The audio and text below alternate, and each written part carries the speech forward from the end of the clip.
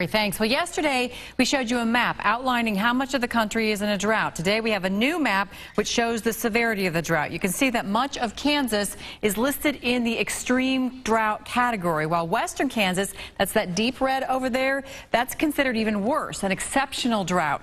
In Missouri, the majority of the state is in an extreme drought. You see that red part there, hardly has any yellow except for that extreme drought down there. That's the worst part of the drought. It's in the boot heel. Well, right now, 1/5 of the country is in an exceptional drought.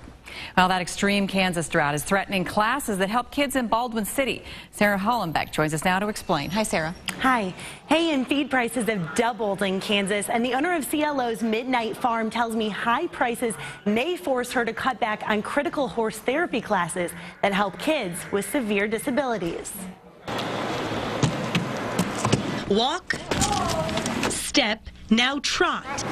It's no sweat for the kids in Colleen Baker's summer camp. Andrew, I like your position in the saddle. But when you consider these kids are living with conditions like autism or cerebral palsy, these accomplishments are astonishing.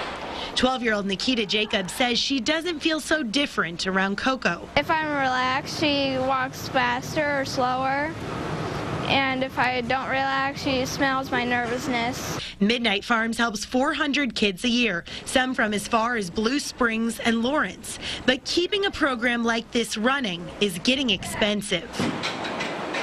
The cost of hay and grain has doubled since spring, and the Kansas Department of Agriculture expects that number will triple by month's end. And it's not something we budgeted for. Unfortunately, when I budgeted last October, I didn't know we were going to have a drought this year. Without help, Midnight Farm says they may have to cut back on classes because charging more for the program isn't an option. We haven't turned anyone down yet, and it's something we don't want to do. However, you know, we have bills to pay too.